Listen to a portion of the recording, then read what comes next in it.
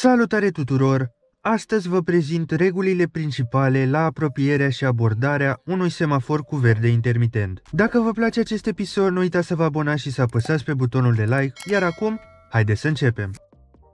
Verdele intermitent se distinge ca un semafor mai mic, un cub, atașat la dreapta semaforului mare, cu o săgeată verde în interior, orientată spre dreapta, care se aprinde și se stinge la un interval de timp. În momentul în care el se aprinde intermitent, vă permite să intrați în intersecția respectivă pentru virajul la dreapta, dar fără a avea prioritate. Dacă este stins, nu puteți intra încă.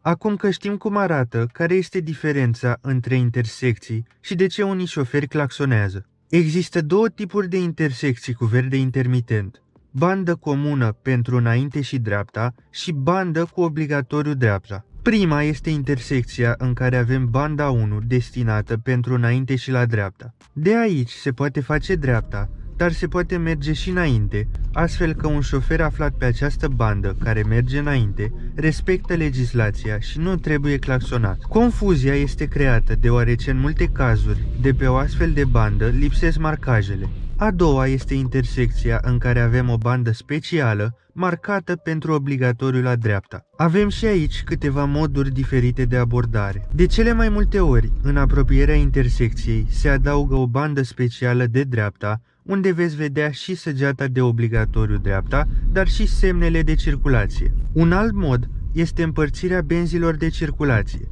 De exemplu, aici banda 1 are obligatoriu dreapta, iar banda 2 rămâne pentru înainte. Aceasta este un mod puțin confuz pentru șoferi, mai ales dacă nu cunoști zona, astfel că aici nu ai voie să oprești și ești obligat să virezi spre dreapta. Cui trebuie să acordați prioritate când intrați într-o intersecție cu verde intermitent? Există diferite modele de intersecții, dar cele mai comune reguli sunt următoarele. Prima prioritate necesară este pentru pietoni, care pot avea verde și trebuie să urmăriți semaforul lor. În cazul în care nu există pietoni sau observați că semaforul lor este roșu, puteți trece. Următorul lucru este prioritatea către celelalte mașini. Mașini care au verde la semafor și pot veni din părți diferite, dar cel mai comun din stânga sau din față. Veți aștepta până când aveți un spațiu suficient pentru a intra. Ultima prioritate la care trebuie să fiți atenți este la trecerea de pietoni din dreapta, deoarece semaforul pietonilor este sau se poate face verde între timp.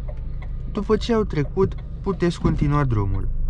Bineînțeles, în cazul în care intersecția nu are verde intermitent atașat, veți aștepta la semaforul pentru înainte. Aștept ideile voastre pentru viitoare videoclipuri în comentarii și puteți de asemenea să-mi spuneți întâmplările voastre din trafic la verdele intermitent. Dacă acest video v-a ajutat, nu uitați să vă abonați și să apăsați pe butonul de like, iar până data viitoare, la revedere!